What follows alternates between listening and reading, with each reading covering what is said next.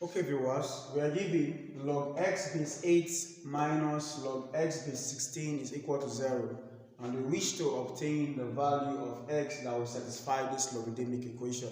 So I'm going to walk you through this whole solution one step at a time. So just stick with me to the very end of this video and you'll find value. So let us go over to the equation right now. Okay viewers, the very first thing I want you to remember, some of the laws of logarithm is, if I have log a to the base a to the power n, or say b to the power n, where the base has a power, how does it go? It becomes log a to the power 1 over n to that same base b. So this base with this power will go over to this side and become a fractional power. Okay, so that's one of the laws I want you to remember. Now look at this, guys. 8 and 16 can be written in the powers of 2. So I write this guy to become log x to the power x to the base 2 raised to the power 3, because 2 raised to the power 3 is 8. So minus log x to the base 2 raised to the power 4. 2 raised to the power 4 is 16. So we haven't changed anything. Now you can see that the base now have power, so we need to apply this law. This power need to come over to this side as a fraction, okay?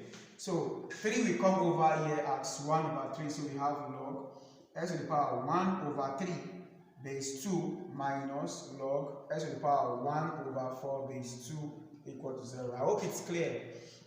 Now the next thing you want to remember is, if you have log a minus log b, it's going to become log, because of the minus, it's going to become a divided by b, so a upon b. Alright? Yeah, so that's what it's going to be. So because of this, they both have the same base, so it's going to become log base 2. Then I have x to the power 1 over 3, this guy, divided by x to the power 1 over 4, all equal to 0. Now the next thing you want to do is to eliminate this logarithmic operation right here. And how do you go about it? 2 will take 0 as its power, so it equates to this guy.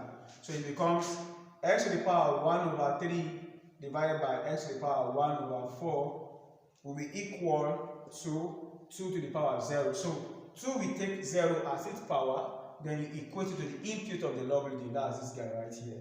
Okay, so with that, the logarithm operation will go away. So let me take off these guys from here. Now the next thing you want to do, you apply the laws of indices, okay? Now they both have the same base. You take one of the base and you subtract their power, so you have 1 over 3 minus 1 over 4. So this is one of the laws of indices. So it's equal to 2 to the power 0. Of course, 2 to the power 0 is same as 1. Any number raised to the power 0 is 1, except when 0 is raised to the power 0. So 1 over 3 minus 1 over 4 will give me 4 times 1 will give me 4, 3 times 1 will give me 3, 3 times 4 will give me 12, so equal to 1. Then 4 minus 3 will give me x to the power 1 upon 12 is equal to 1. Now, of course, I want to get the value of x. So I need to take the power of 12 of both sides. So I have x to the power 1 over 12 is here, is equal to 1. So I want to eliminate this power from here. So I'll take the power of 12 of both sides.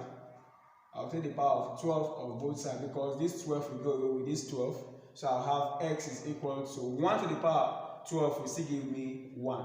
1 to the power 12 is just like 1 times 1 times 1 up to the 12 times. And everything will say end up giving you 1, because 1 times 1 times 1 times 1 is still 1. So our value of x that will satisfy the logarithmic equation is 1. So this is the end of the solution. If you love what you do, please consider subscribing. Thank you for watching, and see you in the next tutorial. God bless you, and bye-bye.